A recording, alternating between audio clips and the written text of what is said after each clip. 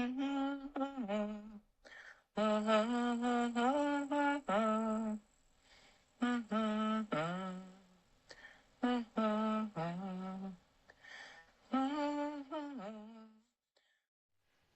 podcast was brought to you by a generous donation from the Public Servants Alliance of Canada and is produced in Algonquin, unceded, unsurrendered territory, otherwise known as Ottawa.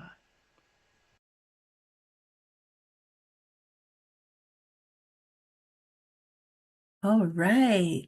Bonjour, Tansei, Kia ora. Bonjour and welcome to Debwewin Speaking from the Heart podcast. The 60 Scoop Network is a survivor-led Indigenous collective dedicated to healing, cultural reconnection, and community building for those impacted by the 60 Scoop. Ilenka and Roxy Cardinal are co-founders since 2014. They've held 6 national gatherings, bringing survivors from all over Canada, the United States, and overseas to reconnect with culture and ceremony. Part of these gatherings were sharing their lived experiences through truth-telling while raising awareness about the ongoing impacts of Indigenous child welfare removal practices in Canada. Debwewin is Speaking from the Heart podcast is a space for truth-telling, lived experiences, and healing conversations. It is a word that was gifted to us. It's an Algonquin Anishinaabeg word meaning truth. And this name was gifted to us by Algonquin elder Claudette Commanda. And today we are holding space for a story that speaks to truth, loss, resilience, and connection. Before we begin, I'd like to acknowledge that today's conversation touches on the 60 Scoop about forced adoption and intergenerational trauma. We encourage listeners to take care of themselves and step away if needed. I'm honored to be joined today by co-hosts Elaine and Sandra. First, I'll introduce Sandra, and then Elaine can explain who she is. So Sandra was apprehended as an infant and raised in a non-Indigenous environment. She shares her experience as a 60 Scoop survivor. She continues to manage the lifelong psychological impacts of being separated from her mother, including challenges to her physical, mental, emotional, and spiritual well-being. Through self-education and advocacy, Sandra actively pursues improved wellness outcomes. And Elaine? Hi, my name's Elaine, and I use the pronouns Quay, she, her. I'm a traditional helper. I'm Swampy Cree through my mom, my biological mother, from Amisk Lake, and my father is from Buffalo Narrows. I'm a member of the Peter Ballantine Cree Nation, and I'm Wolf Clan. I'm a 60 Scoop survivor, apprehended in 1969. So I was about 2.5. And I was raised by a non-Indigenous foster homes and also to a non-Indigenous adoption home.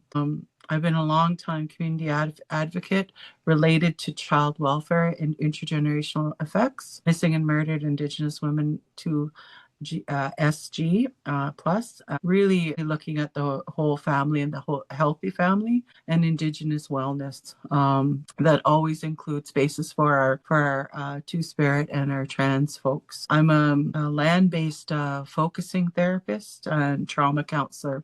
And I've been working with beside Colleen, for the past 14 years. And really, when I was growing up, nobody ever really talked about why an Indigenous child was being raised by this white family.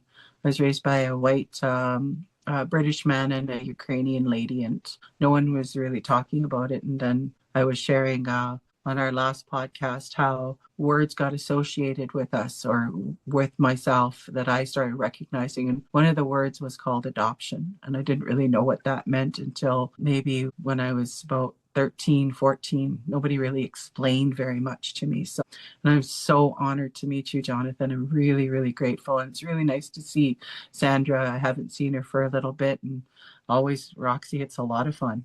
Miigwech. Great, thank you. So Sandra, you can start. Thank you very much for having me here, Roxy. And it's great to see everyone. Jonathan, wonderful to meet you. And I look forward to the conversation that we're going to have and help to hold space for that truth, the healing, and listening. We all have stories, and I think they're very important to not only be told, but to be heard. Yeah, for sure. So thank you, Sandra and Elaine, for your wonderful contribution today. Today, we're honored to welcome Jonathan Hooker. Jonathan is a 60 Scoop survivor who was taken away from his Indigenous family in northern Manitoba as an infant and adopted overseas, eventually being raised in New Zealand. Originally, he's from Moose Lake, Mosakihikan Cree Nation. He grew up knowing he was adopted, but with little understanding of his identity or cultural roots. Decades later, through DNA testing and reconnection, Jonathan reunited with his birth family and returned home to Manitoba for the first time in 50 years. His journey speaks to identity, resilience, and the power of coming home. Welcome, Jonathan. Yeah, g'day everyone from New Zealand. Nice to meet you all. Yep, looking forward to our conversation. All right. We're very honored to speak with you again and hold space for your story today. Right. So, Jonathan, we're going to start this conversation very gently and just ask if you could tell us a bit about how you came to find out you were adopted and raised in New Zealand. So I was very fortunate that I got a couple of nice people to adopt me, Jim and Dot. So yeah, so like I said, I was very fortunate that I was adopted by them. They were always very honest with me from as long as I can remember. I always sort of knew that I was adopted from a very young age. It probably, like Elaine was saying, I never really understood the whole thing behind it. Even and as I grew older, I learned about the adoption process and all that work, but I didn't, the biggest thing for me as I've got older, especially over the last couple of years, learning about the 60s scoop. Initially, when I first met Roxy, I was a little bit blasé about it. I was like, oh, well, I knew I was adopted and I thought I knew a lot about it, but really I knew nothing about it. It wasn't until probably about 2 years ago when I first met my uncle and my half-sister who lives in Texas, who's also a survivor of the 60s scoop.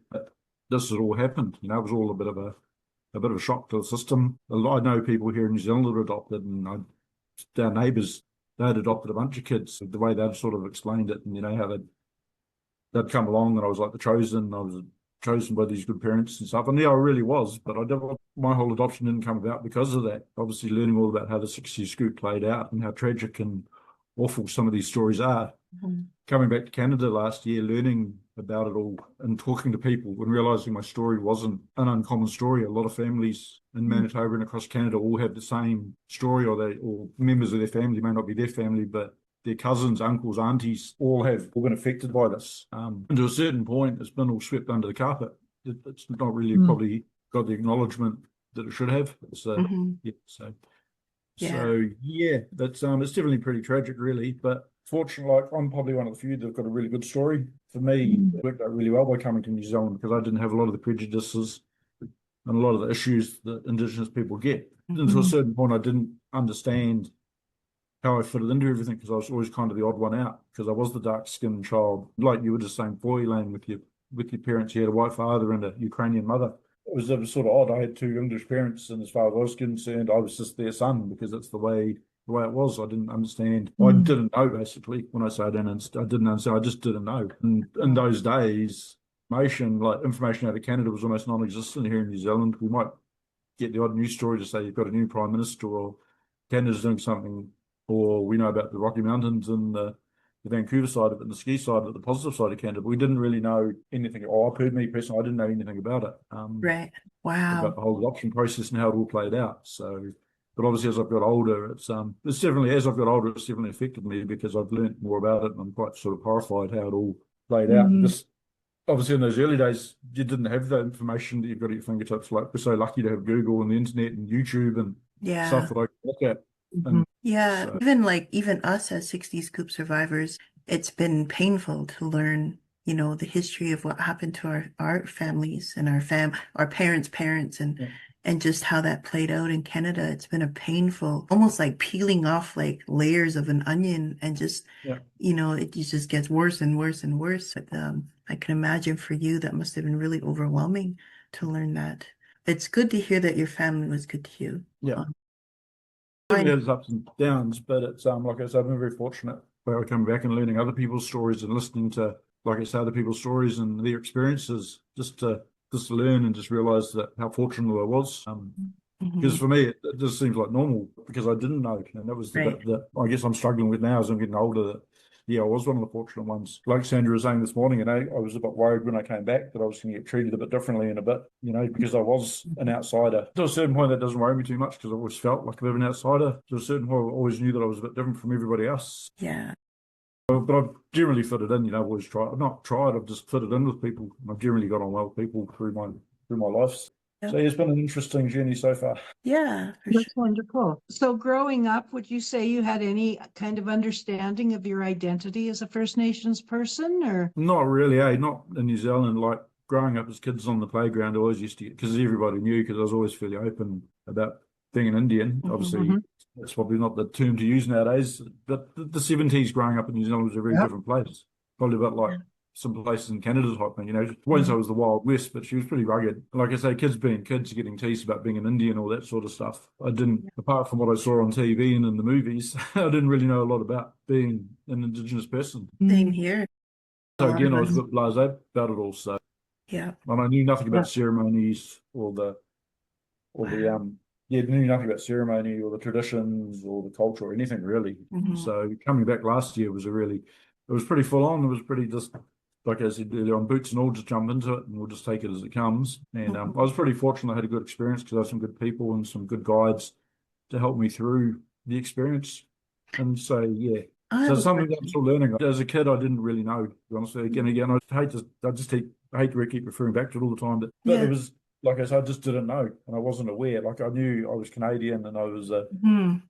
I was an Indian, I was an Indigenous person, but I didn't really understand the enormity of it. Really, I guess, Hmm. and it's sort of dawning on me now with meeting family and talking to my uncles, and again talking to family, talking with you guys. It's all learning for me, and so I really appreciate the Um, people like yourselves taking the time to do yeah. this. You know. Question. So when your adopted parents, when they came to adopt you, did they tell you anything about like how they found out about you or how they found out how to adopt an Indigenous child? Like for us in Canada, a lot of us were solicited through newspapers, television, and they had a book of children that were up for adoption.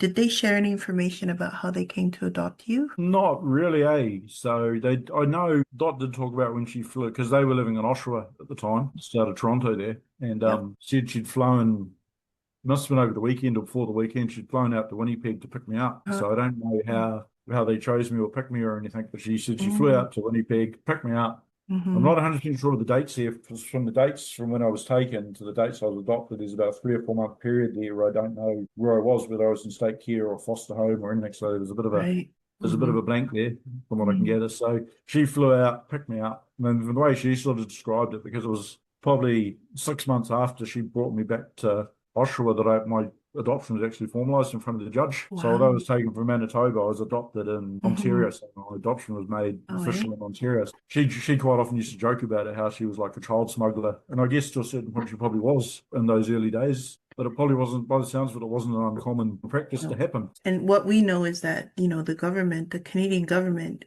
gave each province funding, and there was different pockets of funding that they put in money for immigration, for health, for all these things. And they said, the province is taking over the child welfare. So, because we wondered, like, who's financing, these children being taken out of the country and so on. So, Elaine, do you have anything you want to? Yeah, well, one of those places of like reconnecting and healing, right? You've reconnected with your birth family and community more than once now. How are you doing today with that knowledge and finding out more and just in that place of who are you today and within this moment? Like how are you doing? It has its highs and its lows.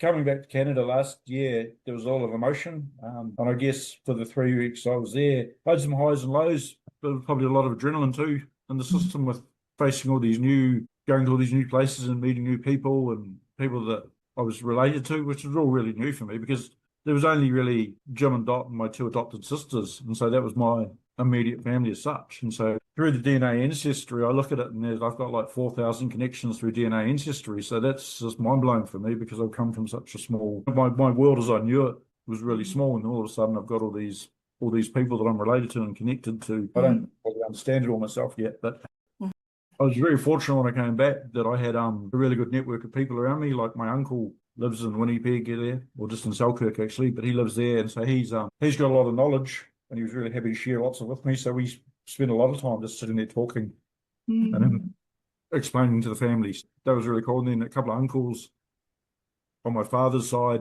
we called them uncles, second cousins or cousins, they're relations anyway. And they knew my father when he was alive and checked around Mm-hmm. with him when he was a young fella. So they had some really good stories and some good insights and explained a lot of things to me. So there was a lot of talking went on, and that was really cool. Like for me, just going up to Northern Mount Hope, not knowing any of these people and just meeting them for this time and being welcomed into their homes and sharing stories and sharing the knowledge of the culture and all the traditions and the ceremonies was really there was really a lot to take in. But I was really appreciative that everyone took their time to spend with me and share these stories, because that's traditionally that's how most Indigenous cultures share their stories and share their knowledge is just by through talking. So although I only know a little bit, it was still good to get a bit of an insight. Like I'll probably never know everything because there's so much to learn. Did you see yourself in your community and your relatives, like your eyes or your cheeks or Well, from the moment I got to Winnipeg, basically, my uncle, he was here 2 weeks ago, and we were sitting downstairs just having a bit of another one of our chats. And he goes, I imagine you like Kung Fu Panda, because I've never actually seen the movie. But I always used to joke when I was younger that I wanted to be like Kane from Kung Fu and just wander the earth and experience different experiences without Kung Fu. So my uncle found that quite funny because he goes, oh, I thought about that. And he goes, have you ever seen the movie Kung Fu Panda? Because he goes back, because he's the only panda, and then he goes back and all of a sudden he's surrounded by pandas. And I guess to a certain point, I have to actually watch the movie now, so there'll be something to do in the next week or two. But I will watch it. No, I guess that's how I felt. All of a sudden I'm surrounded by people that look similar and have got sort of similar facial features and body and everything. Because obviously here in New Zealand, there's not too many Indigenous Canadians running around. And as growing up as a child here in New Zealand, everyone just used to think I was a Maori kid because I was dark skinned and had black hair, but I didn't have the same features as what they had.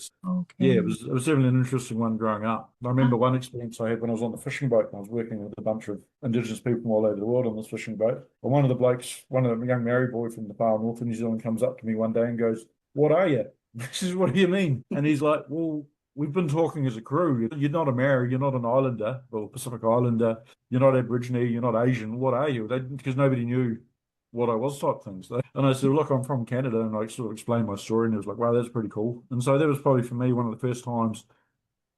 I was probably in my mid-20s at that stage where I'd actually sat down and talked to a stranger about where I'd come from, some of my history, because I did, even then, in my 20s, I still didn't really know anything. Me, my healing journey's probably only really started in the last 5 years, since I learned initially about the 60s scoop, probably in 2018, maybe 2017-ish. So it's only really over the last sort of 8 or 9 years I've really started to learn, and it's really, with coming back to Canada, it's like a snowball, obviously getting more and more knowledge and information as every day rolls on. Like I said, I've still got a lot to learn, and it's all really good. I have a question to add to that. What was your reunion like with your birth mother? Yeah, that was pretty taxing, because I wasn't, when they talked about me coming back into Winnipeg, they said, "Oh, we're going to have a little welcoming ceremony. The MKO organised it all." So I was like, "Oh, yeah, okay, yeah, that's cool. Yeah, it'll be what it'll be." Not really expecting too much. But then when I rocked into don't know if you've been to the airport at Winnipeg, you come out on the top floor and you look down the escalator, and I was like, "Holy shit, look at all those people down there." I turned around to my wife and said, "Is there a back way out of here?" So yeah, all of a sudden there was like loads of people there, and I was like, "Holy heck, I wasn't expecting any of this." We were there for probably a couple of hours, and it all went by so quick, because I got down the stairs, I met some people from the MKO, I met some people I've been talking to, I saw my uncle, saw a few people I sort of semi-recognised, and then I strode over to the TV cameras, met my mother briefly, into the TV cameras. And that's not really me. If anyone that really knows me, I'm sort of the guy that probably stands in the back of the crowd. I'm not the guy that's up the front showboating or Yahoo. I'm normally just the guy in the background just making up numbers, really. So all of a sudden I was the center of attention. So it was really hard. And I'm not really a public speaker. I'm quite a shy, sort of reserved person. But for all that, it was like, yeah, it was really full on. It was definitely wasn't what I was expecting. It was a pretty, again, emotional and tiring thing, talking to a bunch of strangers. Yeah, and the questions were coming at me super fast, and I've got and the heat was the other thing. I got down to the bottom of the stairs, and Naomi from the MKO gave me a blanket, did the blanketing ceremony. I thought that was pretty cool, but I don't know how hot it was almost 30 odd degrees, and they wrapped this blanket around me, and I'm standing going, "Holy heck." It looked like I was crying, but it was just all the sweat beading out of my forehead going, "Holy heck." But yeah, it was definitely a really emotional experience. In a way, it was a little bit disappointing because it was so noisy, and poor old Patsy, my mother, a bit hard of hearing, and English isn't her first language. She speaks Cree. Answering the questions, and obviously with all the people and the noise and everything that was going on, it was a pretty emotional experience. It's definitely something I'll never forget. So it all happened so fast. Yeah, it was just really full on and in your face. And like I say, I just got off the airplane. Fortunately, we'd had the night in Vancouver before we got there, so I wasn't all. I'd had a chance to have a bit of a rest and put some clean clothes and sort of be. I was sort of semi. Like I said, I didn't know what to expect when they said they were going to have a bit of a welcoming for me. But it was, yeah, people were saying, geez, there's not even that many people when the Prime Minister comes to town. And I think it was probably on every TV network. Yeah. Because later on that night, I got a message from one of my friends who I know here in New Zealand, but is in Ontario at the moment, goes, "Hey man, what are you doing in Bitty Winnipeg? Bitty, I just saw you on the TV here on the news." And I was like, "Oh yeah." So it definitely was quite wide. The story got out there, so, which was really cool, which was one of my objectives. And even with what we're doing here, I just want to get my story out there as a positive story. If it can touch other people into thinking, hey, this might have happened to me, or just people talking about it, because it's not something that's really widely talked about together. So it's all the residential school stuff's really out there in the media and stuff, and everyone's all talking about that. But it would be good to get some more acknowledgement of what happened.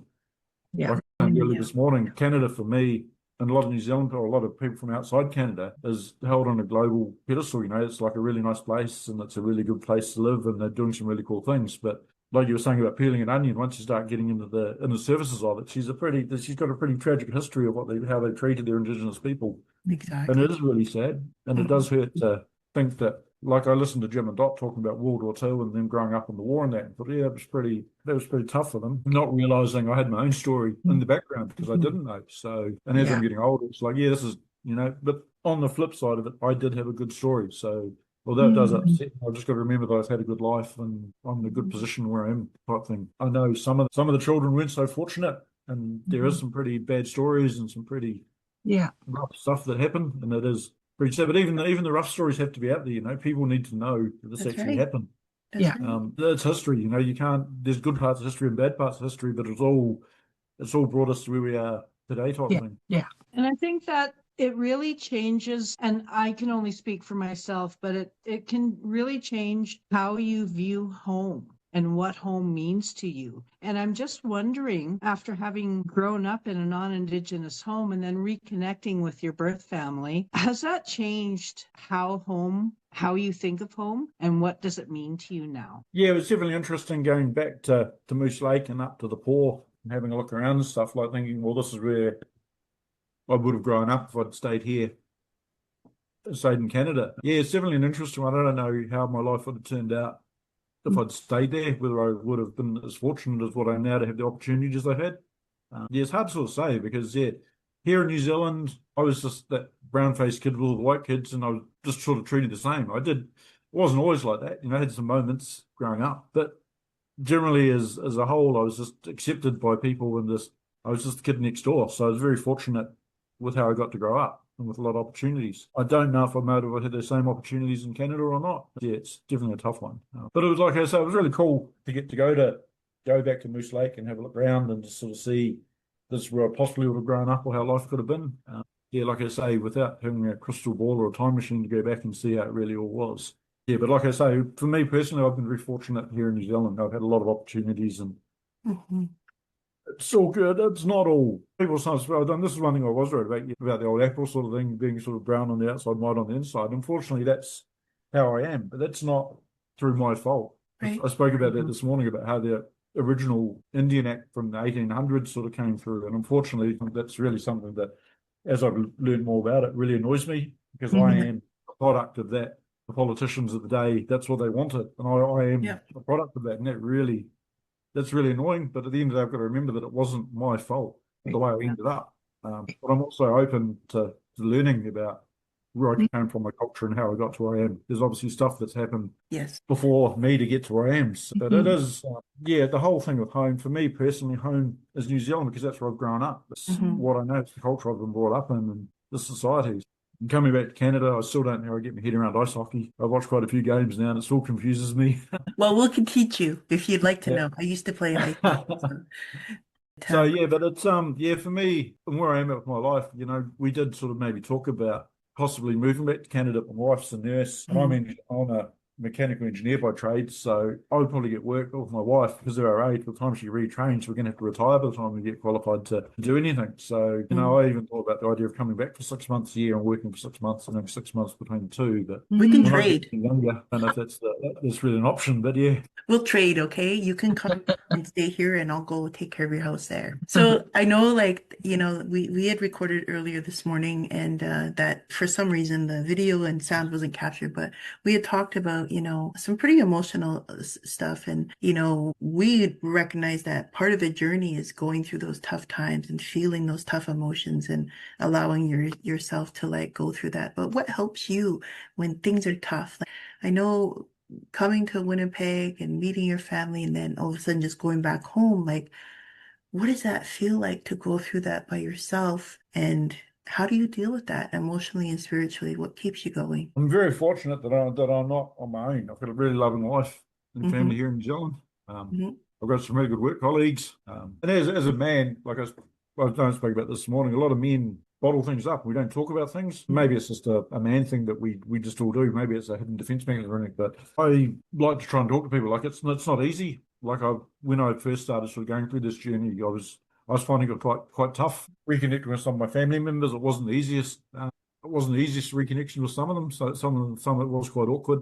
I was getting some crazy messages and some really crazy stuff happening. And I did find it really hard emotionally to sort of deal with it. It's like, what do I do? These people are my family. And I was thinking, well, I guess families have all got people a bit like this, and you sort of got to roll with it. And it was really hard to make a connection when you're getting all this outrageous stuff being sent to you. But in saying that, they've had some really good experiences too, like with my uncle. My uncle's been my half sister Laurie in Texas, she was on this journey a lot earlier than what I was because she was trying to track down her baby brother. So her story was her and her. She's the oldest, and she's got two younger brothers. They were both taken. She was about 4 years old when they were taken. And the other brother was a little bit younger, and there was also a baby brother, but the baby brother was taken, so they don't know where the baby brother ended up. So I think she was trying to track the baby brother down, did the Oh, DNA ancestry and found me instead. So which is really cool. Which was a is really she cool story. But indigenous?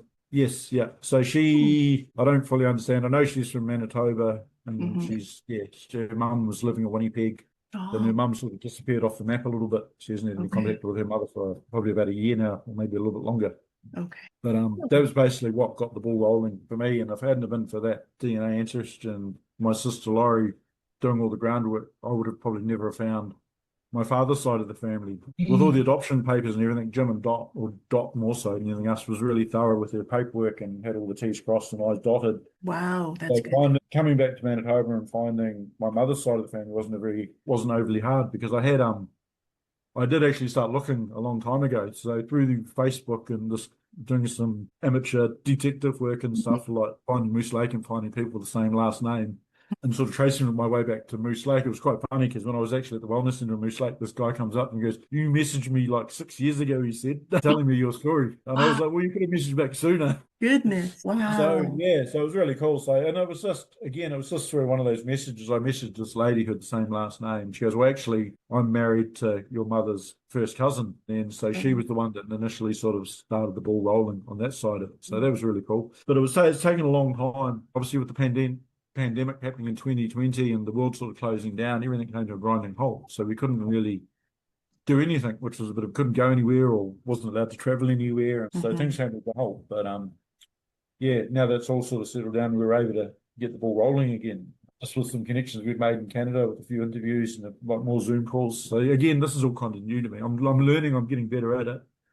Well, I'm getting thank more you for confident being in front of the computers. yeah, thank you for being so open. It's amazing to hear your story, and once it's out there, like it's gonna be like the audio and the video, so people Yeah. can listen and I think help. there's quite a bit to it. My story's not unique in any way. Like it's unique for us because here in New Zealand, because Hmm. we don't know about it. And I tell people in New Zealand, and they're like, all just shaking their heads, going, "How did this happen?" But like I say, even after even the next day, we went out in Winnipeg and we're just wandering around, and people were coming up to me and hugging me and shaking my hands and saying, "Welcome home. Yeah. We saw you on the news last night." Yeah, I guess I joke about it. I was like a rock star, and that's kind of how I felt. But it was also there was a lot of emotion and people, Yeah. just these random strangers coming out and pouring out their stories. Like I said before, it was I want my story out there so it touches people, and hopefully it'll help other people reconnect and make them realize that they're not on their own, and there is help out there. It's just a matter of reaching out and talking to people. Exactly. You get pointed in the right direction. Like I And say, you, once my story went out, and the family, it was amazing. Everywhere I went, even up in the poor, having yeah. breakfast, people would come up and go, "Oh, we saw you on TV. I'm going out with your auntie, or I know your cousin," and like I didn't know you any. Yeah, it's definitely pretty full on. I know my story did sort of reach out to people across Canada, Yeah. and even my mother's friends and family have all been messaging, and my Facebook went absolutely crazy. So I sort of had to start vetting people out and asking them. Yeah. I didn't know half of these people that were friend requesting me, so but we're Yeah. related somehow. So it's an interesting. It's pretty full on. Mm. My little world, as I knew it, has all of a sudden got very big. Yeah, and with those moments and experiences, like with the blanketing and the hugging, and even the comments of like "welcome home," right? And in Yep. those places, that help that connection, and even that blanketing ceremony, and those different ceremonies, and just like your uncle, like was giving those conversations of reconnection, and in those connections of going from what they say the small to like huge. Are you making that time to say, how am I connected? Like, am I connecting with all of this? I'm trying to. That's pretty hard because there's so many people have reached out. So it's hard to talk to everybody. Yeah, I've also got a full-time job, and I work long hours, and I'm away from home a lot. So I do try and do my best. I've got a small network of people that I communicate with regularly. I'm definitely not on my own. I'm very fortunate. I've got people here in New Zealand. I've also got people in Canada that I can talk to. So I'm definitely very well supported. But again, it's just through reaching out and just talking. Like I say, again, as men, we're bad at not opening up and just, and for me personally, I say to people, go, "Oh, I hope you don't mind talking about this." And I said, it's hard, but it gets easy every time I tell people the story. It's never going to be a great. Oh, I guess for me, it's a good story, but it is emotional telling it sometimes. Like this morning after our conversation, I did actually sort of sit down and go, I feel pooped. But it is good though to get it out there. It's good for my soul. It's a bit like, I don't know, a bit like a smudge. Maybe I'll have a. I was saying this morning, you're talking about ceremonies. We got introduced to smudging. We brought back all these little smudge kits. Oh, And, we beautiful. were gifted all these little smudge kits. And so maybe I'll do a smudge after Oh, we finish it. Yeah. amazing. I love And, it. Did it and help? bringing that space back to you. Yeah, definitely. Because I haven't. So we brought all the stuff back in Canada. My wife goes, "Oh, we'll have to do some smudging when we get home." I haven't really worried about it too much because it feels like we're doing it here in New Zealand. But after talking with you guys and getting this stuff out, it is feeling to me, it feels like it's cleansing my soul and Yeah, helping for sure. reconnecting. And it's good to share. Like I was saying this morning, you're talking about ceremonies. We went to a sharing circle. And I walked into the room, I'm going, oh, okay, yeah, I'm not really sure what's going on here, but I thought it was a bit of hocus pocusy type sort of stuff. But then when I actually sat down and got involved and I listened to everybody's stories and realizing that my story wasn't unique in the grand scale of things, because it's touched a lot of people, families, like I was saying earlier. But so it was really good just to sit down with people that shared similar experiences and had a similar sort of upbringing to myself. Like you were saying earlier on, being raised by non-Indigenous parents. I was only 2 months old when I was taken, so I didn't know any better. You only learn from what's around you, and you learn from your environments. Right. I guess in a way, I was fortunate I had good parents that looked after me and showed me, taught me good manners and how to look after myself and showed me the basics in life to get on with things. But like I said, taking in that sharing circle, and like even this to a certain point is all part of my healing journey. Just talking about things and getting it out there. Yeah, so I do get I get a lot of benefit out of this. Like I get a bit nervous. I'm going, oh, I know what I'm going to talk about today, but I always wonder what's gonna we kind of know what we're gonna talk about, but we yeah, don't really know how it's gonna play out, right? And we yeah, also want to make sure that we don't do any harm, that we're not like I know it's difficult to talk about, so I really appreciate that. But that smudging is really grounding. It's like cleaning away that hurt and that sorrow that comes up when you talk about what happened to your family. And it sounds like you have a wonderful life in New Zealand, your partner. And I kind of stalked your little Facebook today. It's like, where does he live? I know you yeah, said Portobello, but I didn't believe you, so I had to go look it up. yeah, Like, I've never heard of Portobello, but you yeah. live on the South Island, right? Yep. Yeah, That's okay. where I grew up as a child. And then I Okay, moved it's to so the North beautiful. Island when I went to the Navy. And when I left Auckland, I thought, as long as I'm heading south back towards Dunedin, I'm heading in the right direction. So I Okay, made it halfway down the North Island and ended up doing a U-turn and coming to where we live now in Mount Maunganui, which It's a really amazing place. And I met my wife, Charmaine, and she was Mhm. originally from Dunedin as well. We grew up Oh, on the Target Peninsula together, but she was in the next village over. I didn't really have anything to do with her. We knew of each other in our lives, sort of. We went to the same parties and probably hung out with the same people. But as kids, we didn't really have a lot to do with each other. It wasn't until like years later that we connected. When we mm, got together, she said she didn't want to move back to Dunedin because she didn't like the winters because it was too cold. mm. And so we live in the sunny Bay of Plenty. So we're very fortunate that we live where we live. We live close to the beach and close to the coast. And if you look at my Facebook, you saw we had an amazing day fishing on the sea yesterday, and Yeah, got some nice kai moana, got some nice seafood. So we're gonna have yeah. some nice smoked fish for dinner tonight. Well, we'll be coming to join you and having a sharing Yeah, circle with you as soon yeah, as we can make those yeah. travel. We'll have our own sharing circle. You know, it definitely sounds good. Yeah, Yeah, love the I'm not beach. kidding.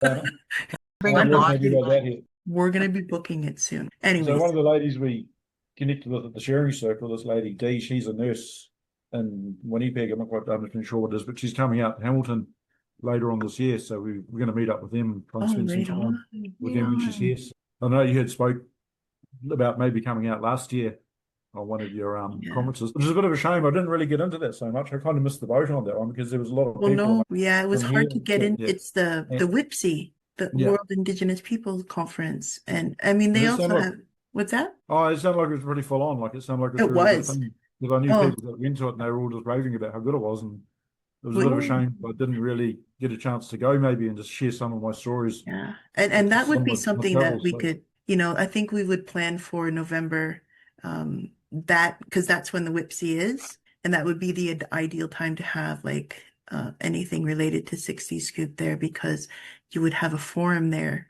to share that. But it's so expensive to go to New Zealand, right? Like it's at least, yeah, five to $8,000 just for a comfortable ride there.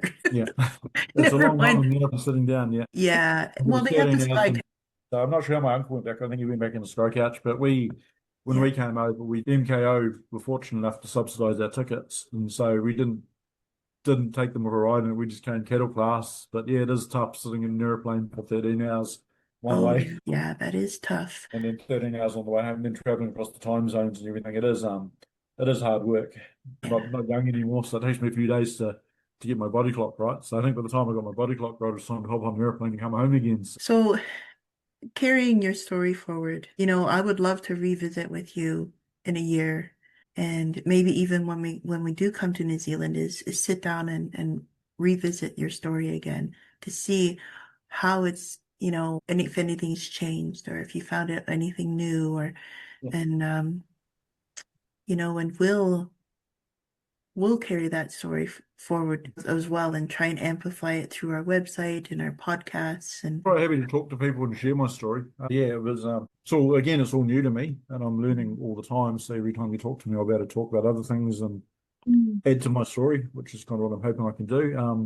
Yeah, I'm definitely moving forward. It's definitely really cool. I'm in a good space. A lot of positives came out of our trip to Canada last year and coming home. We're building relationships with people, so definitely want to carry that on. Yeah, and again, like you say, it is very hard to travel because obviously we've got to take time off work and Mm. expenses and everything. We're Yeah. hoping to come back. We're actually going to go plan moving forward. Our plan is in November is we're going to go and revisit my sister in Texas. Yeah. We won't make it to Canada on that trip. Obviously, that'll be enough just going to Texas and back. So that's the plan there. And then the following year, my cousin's getting married in September, I think it is. So we've been invited back to the wedding for that. So that will probably be our Oh, next trip back to Canada, probably at the end of the summer again. But similar time frame as what we did on the last trip. So it's maybe we'll looking have to forward fly to out to Winnipeg and meet you. yeah. So yeah, definitely we'll definitely be in Winnipeg Yeah.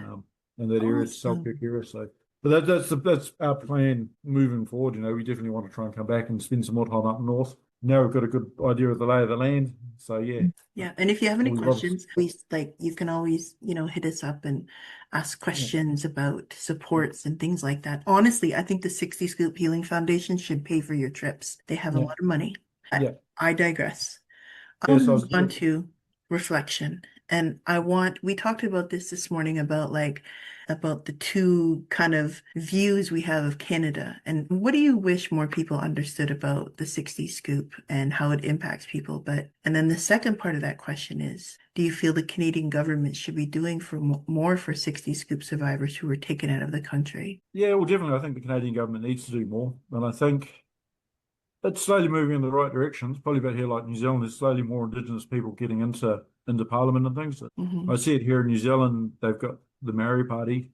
Mm-hmm. But the problem, they all end up arguing and self-imploding after so many years. They come in with boots and all, yep, we're going to do all this stuff, we're all positive, and then they fly to bits. I think if the Indigenous people can get more voices into maybe Parliament, and Mm-hmm. the Indigenous people work together as a group, as opposed to trying to fight each other, all get on the same page. Groups like yours are getting the stories out there. It's definitely getting momentum. I think is the problem that one thing that scares me about the 60 Scoops thing is none of us are getting any younger. We're all getting older now, which is a shame. And though I don't know whether that was their plan, was just hoping we were all going to grow old and everyone was going to forget about us. It's something. Again, Canada's flashes parts of history, but it's still part of history that they need to talk about. It's, Exactly. it is a travesty they did this to the children, but we didn't have any say with how we got taken. I heard how I got taken, how it affected everybody. Like my cousin, she was babysitting us at the time, and she said it was quite emotional. She goes, I prayed for you every night. You went to a good home.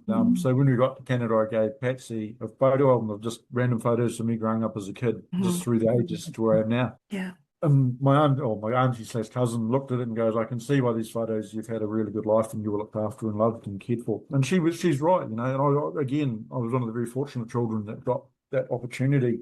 Yeah. But yeah, definitely moving forward, I know the Indigenous people it's something that's probably need to be driven by Indigenous people because it's been touched so many of us. And I didn't realise the enormity of it until I got back to Canada. But to a certain point, it probably has been swept under the carpet. And like you said this morning, we're an offshoot of the residential schools. It's all part of that our history. Again, a nice part of the history. And like I was saying before, Canada was put up on a pedestal, and people think Canada's a really cool place. And yes, it is. But there's also it's also got some very dark sides when you start delving into the history of it that doesn't really get spoken about. So yeah, like I was saying, here in New Zealand, we don't get very much information on Canada. You might hear when you get a new prime minister or Donald Trump's planning on taking you over or invading you or whatever he's going to do. But we don't really get a lot of news as such. For me personally, before I came back there, once I knew I was coming back, I got onto YouTube and started researching and looking at videos of Winnipeg and travel videos. And one of the most useful things I probably found at the time was the APTN news. Just watching that, just getting a feel for, and that I learned so much just by watching it and That's learning amazing. about the Indigenous people, and just because it is an Indigenous-based news and watching APT investigate. So I got some really useful information that pointed me in like the right direction and, sort of made me realise some of the questions I should be asking and what sort of environment I was getting myself for, I guess, what is going to, because I just didn't know. Shy of going to the library and they're only going to give you the books that have got the positive information, they're not going to give you the bad information. That's right, yes. So it was good to get an Indigenous idea of view of things, I guess is probably what I'm looking for. But it was good to get a good feel for things. And then again, I met lots of really positive people as well, you see. You always want to surround yourself with good people. You're going to rub up against bad people, but that's just how it is. I've been very fortunate that I've surrounded myself with good people all my life. I just got to say, like the work that you've done to learn the history, all the way in New Zealand, literally 16 hours ahead, like thousands and thousands of kilometers away. You've taken the initiative to learn the history more than any Canadian person here. You know more about what's happened to our people, and not because it was forced on you. It's because you've taken a valid concern to learn everything, and it's all out there. It's a matter of wanting to find that information, right, and to know more. And when I first met you, I honestly didn't know. I was really blasé about it. I knew I was adopted from Canada. I knew I was born to Indigenous parents. And I really, again, honestly, I didn't know. And so when we first started talking on Facebook, this was all new to me, and I didn't realize the enormity of it all. It was only through talking to other people, and again, and a lot of the information I've got is just through talking with people and communicating through Facebook. So again, Facebook does have its bad things, but it's been good for me because I've been able to reconnect and I've been able to talk to people that I necessarily wouldn't have got to talk to otherwise. And it's made those lines of communication open for me. Like traditionally, I know just recently I was trying to get hold of the band office before we came back to try and sort out my status card. And I didn't know that the band office was closed for renovation. And so there's me getting up at 5 o'clock every morning and trying to ring the band office, thinking, oh, yeah, it's about 1 o'clock in the afternoon. There should be someone there, and just the phone ringing. And it wasn't until I rang somebody in the port, rang the main office, and they said, oh, no, sorry, the band office is closed. You won't be able to get hold of them. You'll just have to. And so again, and then through Facebook and just through a bit of amateur sleuthing, I managed to find the answers I was looking for. So it hasn't been an easy trouble. Like I know we've got the internet, it definitely makes life a lot easier, but I've been reading the documents that I was given when I was adopted, and I've read how many times I've read them, just trying to find clues and just trying to find little breadcrumbs. I was fortunate that Dot had left me enough information for me to trace my way or find my way back home where I was born and stuff. So, but I was very fortunate. Again, I had these people just through probably more good luck than anything else around me type thing to help me with my journey. Yeah. Unfortunately, they both died now. I think Dot would have been really proud. I think so too. I think so. I know so. She would have been really proud. So yeah, it's all really good. And I was happy to meet Patsy. That was definitely emotional. Like I said, it was very hard because there were so many people around, noise, and very soft-spoken lady, and English being a second language. So I think I'm probably a little bit deaf too from an industrial sort of the work that I do. So it was very hard to hear as well. But it was definitely very good, and I'm glad that I was able to tick that off. And again, a lot of children that were taken never got to meet their parents. I never got to meet my father just through circumstances, but I'm so fortunate that I've got to meet his brother and a couple of other brothers are still alive, and then members of the family, like family cousins, they've been so welcoming into the families. And I know not every story is going to be like that. You'll go back and go, oh, you're sure you're part of a family, and people will.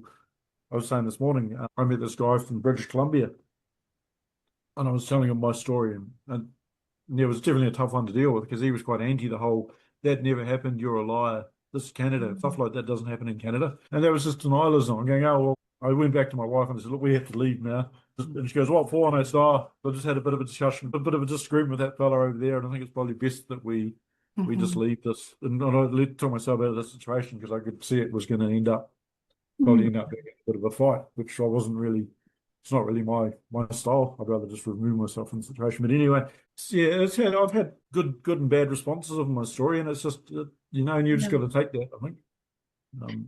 There's a lot of Canadians here that don't know about the 60 scoop at all. They can't even conceive it, right? That Canada would traffic Indigenous children, right? Like they set up the system, right? So they're like, what? Yeah. So I'm sorry that happened to you. No, so you don't need to apologize, but it's just unfortunately it's one of those sides of history that people don't know about, but it needs to be out there so everybody knows about it. We've got issues in New Zealand that are talking about the with what happened with the Indigenous people here in New Zealand years earlier. And there's some really cool history, but there's also some bad stuff that happened. And again, I think you need to talk about both sides of it. You can't just sugarcoat everything. Exactly. As long as people are just aware that bad stuff happened. But that's what made us who we are today. Yeah. I think, for better or worse. But we've just got to move on from it and hope we don't make those same mistakes again. Yeah. So you had mentioned before, every time you share your story, it gets easier. What message would you give to other survivors who might be just starting out on that healing journey and starting that reconnection? What kind of a message could you share with them if they're looking for peer insight? So from a personal level for me, there's a saying here in New Zealand, a native saying called kia kaha, which means stay strong, stay honest, believe in yourself. Amazing. It's not always easy. Like I was saying, it'll bring out some dark stuff, but it'll also bring out some positive stuff. And along with everything that comes out, hopefully it's not an easy road. You've just got to keep on going, I think, till you find you're not always going to like what you're going to find, but you've still, for me, it was about filling in a bit of a gap. I always knew there was a bit of a gap in my life. And there was something kind of missing. And I'd always known that I was adopted and roughly where I'd come from, but I'd always ummed and ahed how life would have been or where I'd come from and why I am the way I am. And now that I've gone back and met some of my family, I can understand I am the way I am. It's all just a matter of staying strong and sticking with it. It's definitely not an easy road. And it does make it easier because every time I talk about it, I learn a little bit more. I'm listening to your stories, what you're saying, and it's all really, really positive stuff. And it's good that there are networks like yourselves out there and people prepared to talk about it, because more often than not, when it comes to bad stuff, people just want to sweep it on the carpet and not talk about it.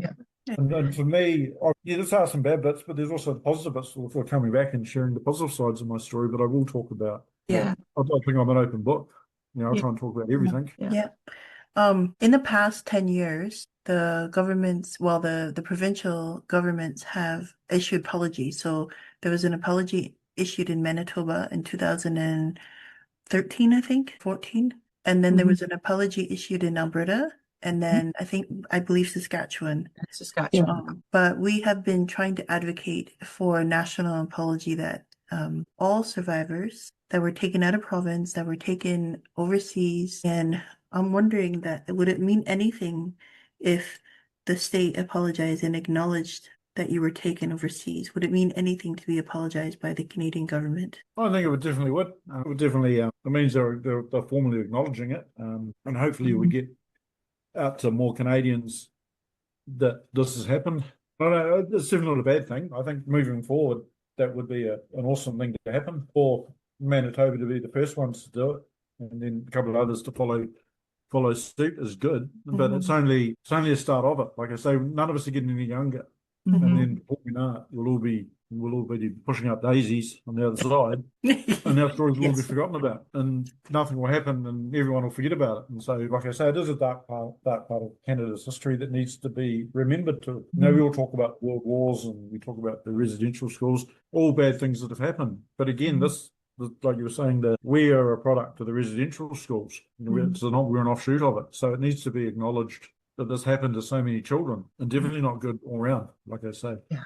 Yeah. And you are right. Definitely moving forward, that would be a really amazing thing if the Canadian government could acknowledge that this has happened. Give us a formal apology would be amazing. And a lot of times, when we're looking back and looking forward or looking to today, it's coming into that place of what brings you joy today and what are you most proud of on your journey and your life experiences. I'm very fortunate to be sitting here today talking with you guys and sharing my story. For a lot of children, it wasn't an option. They didn't have a choice. They ended up in bad places and didn't make it through their childhood or into their adult. And if they did, they had bad experiences and ended up taking that dark road. So in that respect, I'm very fortunate that I've got the life that I've got today.